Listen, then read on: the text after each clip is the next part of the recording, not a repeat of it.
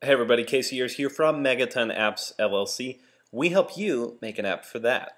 What I want to talk to you about today is about the tablet, sort of, but also where its place is in terms of the larger market. Now, if you look at mobile devices in particular, there's this theory that we always go from two devices back to one device, two devices, one device.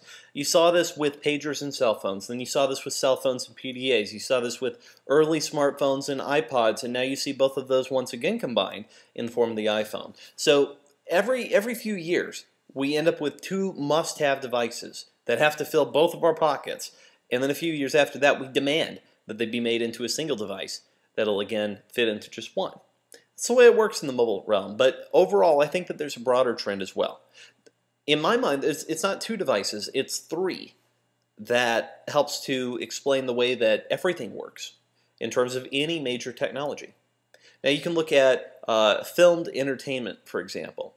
If you look at small, today that would be categorized as iPhones or iPods or various other cell phone screens where people can watch video clips on the go. Medium would be the HD TVs that we know and love at home, along with our surround sound systems at this point. Large would still be the theater experience. Increasingly, that would be the IMAX experience, or at least IMAX digital or 3D movies, something to that effect that helps set them apart. Because, as you can see, as technology evolves, the features that once sold the big, made you think, oh, I got to go for large on this one, continue to trickle down to medium and then to small as time goes on. Once, as we all know, it was impossible to watch TV clips wirelessly on the go. That's no longer the case. We have phones that are perfectly capable of doing that. The TVs that we have today, as opposed to even just 10 years ago, are phenomenally better in terms of quality. You have a full 1080p image. 3D is now coming to the TV as well as to the movie theater, but that brings us to the movie theater as well, which has had to evolve and to innovate in order to stay relevant.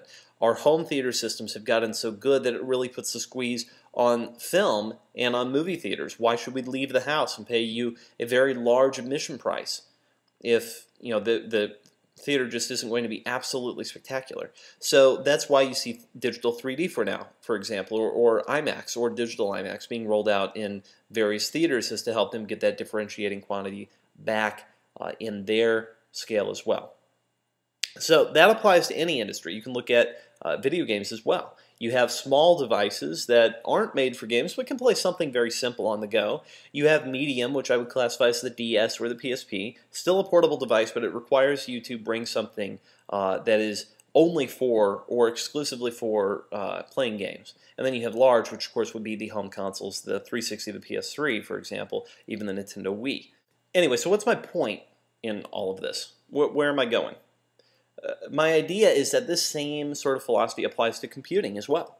It used to be that small was the laptop, medium was the desktop, and large would be a mainframe or a server somewhere that can handle tasks. Well, that's not really the case anymore. Obviously, we still have data centers and this and that, but if you look at the situation today, large would be considered a desktop, medium would be a laptop, and small would be a smartphone, something like the iPhone that can handle basic tasks on the go. Think about what you use your laptop for most of the time. You check email, you want to browse the web, maybe play a very simple game and communicate with people. These are all things that the iPhone can do. So the laptop, on the other hand, because of that, has continued to progress in terms of its capabilities as well.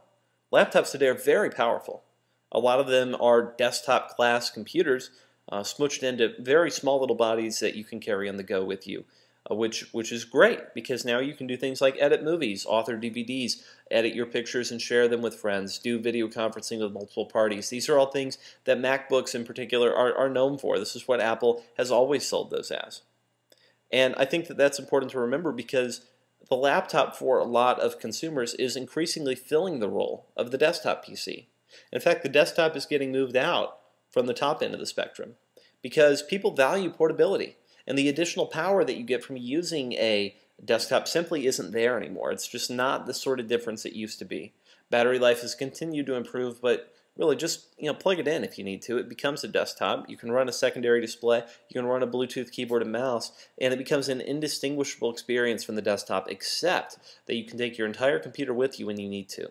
That's been the value of the laptop. But even the laptop is too big for a lot of tasks. Consider a 15-inch MacBook Pro, for example. What do you really need when you just want to type something, when you just want to be able to read the news, when you just want to be able to watch simple video or instant message with people? Do you need a 15-inch display? Do you need a dual-core processor to handle those tasks? No, the answer is no.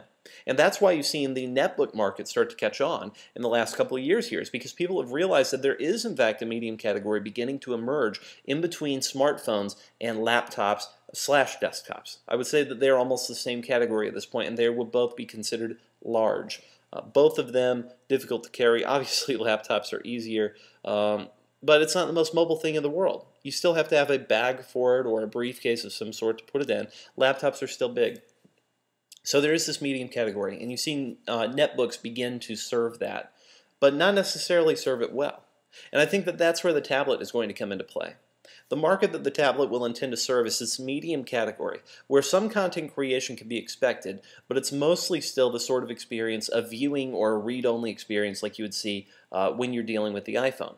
It will be very similar to that. I think the development tools will be very similar. The user interface, though, will be special because now you have a much larger screen to deal with. You have much more capability to manipulate the image, to manipulate objects on the screen thanks to that additional visual real estate. The battery life is longer, the processing horsepower is higher. Everything about the tablet is going to make it a development dream to work on. The key question, though, is the user interface. What does Apple sell as the key reasons to own a tablet? In my mind, all they have to do is give you the same sort of explanations they would have given 5 or 6 years ago for a MacBook, or what was back then the iBook. And by the way, the same name that I think they may call the tablet at the end of the day, iBook. So just sort of look at that, try and look with me in terms of the small, medium, and large idea, where there's these 3 different classes of technology in most circumstances. I think that the tablet will fill in the medium category beautifully because some things simply can't be done well on a 3.5-inch screen. It's very difficult to edit a document, for example, on that. But you don't necessarily need the full power of a 15-inch laptop in order to send out a quick note or to be able to edit a quick picture, be able to string together a series of videos or put together some charts for a keynote presentation. These are all things that I think will be possible on the tablet, as well as much, much more. So I don't know about you, but we sure are excited for next week's announcement, and we'll be back to share our thoughts with you following that, obviously, on the 27th. Thanks for listening.